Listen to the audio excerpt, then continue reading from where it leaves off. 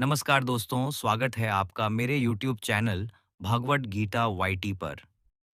यहाँ मैं आपको भगवद गीता के हर श्लोक को बहुत ही सरल और आसान हिंदी भाषा में समझाता हूँ।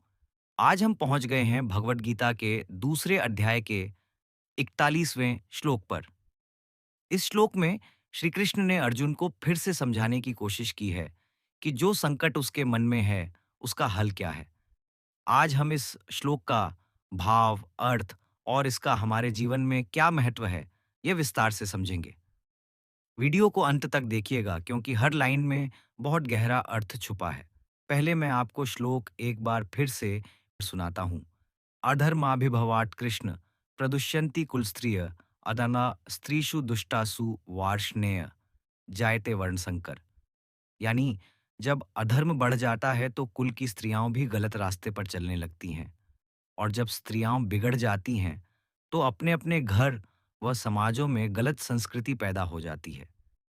इसका मतलब सरल शब्दों में ये है कि अगर धर्म कमजोर पड़ जाता है, अगर अच्छे काम बंद हो जाते हैं, तो सबसे पहले समाज में जिन महिलाओं का सम्मान होता है या जो महिलाओं के आचरण होते हैं, उसमें भी गिरावट आने लगती है।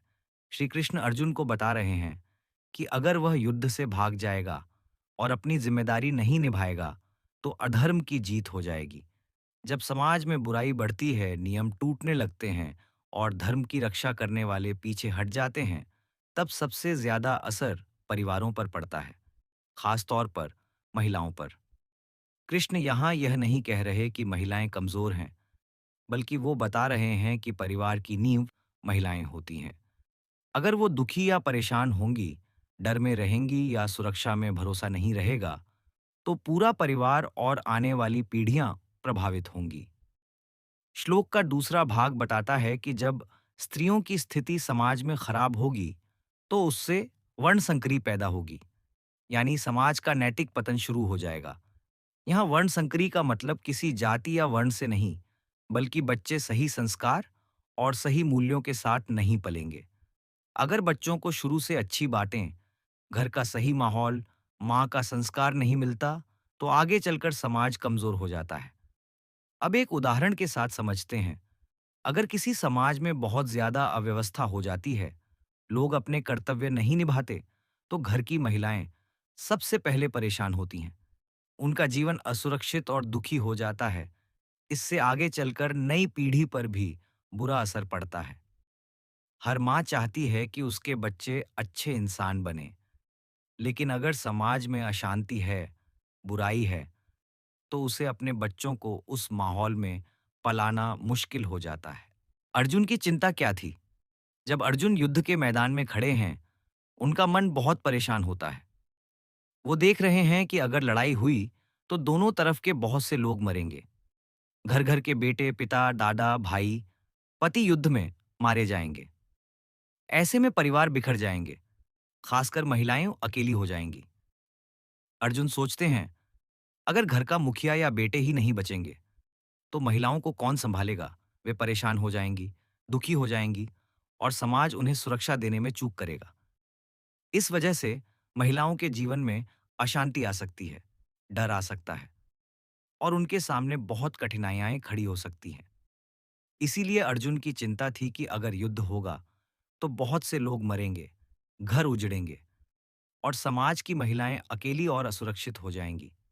इससे समाज में व्यवधान आएगा, मूल्य खराब होंगे और भविष्य में समस्याएं आएंगी।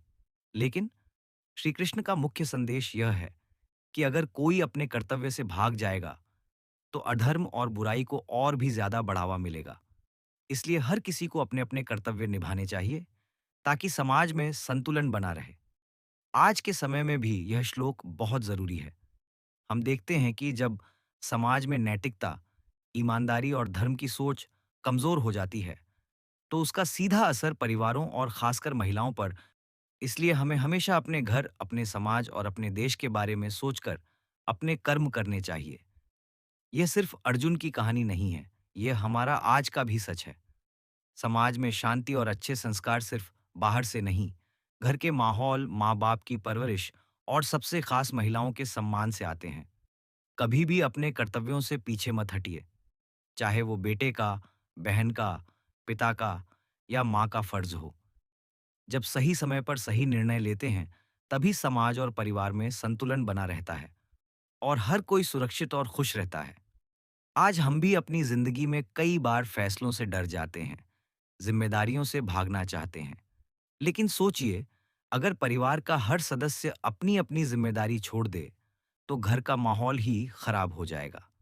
अगर माता-पिता सिर्फ अपनी सोचें और बच्चों की परवाह न करें, तो बच्चों की परवरिश में कमी आ सकती है। इसी तरह अगर बच्चे माँ-बाप का आदर न करें, तो परिवार कमजोर हो जाएगा। तो श्लोक का असली संदेश यही है, जो जिस जिम्मेदारी पर है, वो उसे पूरा करेगा तो समाज और परिवार दोनों मजबूत रहेंगे। तो दोस्तों, ये था आज का बहुत महत्वपूर्ण श्लोक। आपको इससे क्या सीखने को मिला? कमेंट में ज़रूर बताइए। याद रखिए, अपने छोटे-छोटे कर्म से ही समाज सुधरता है। जिम्मेदारी निभाना, घर परिवार, माँ, बहन, बेटियों का सम्मान, ये असली धर्म है। वीडियो पसंद आया हो तो लाइक और शेयर ज़रूर करें।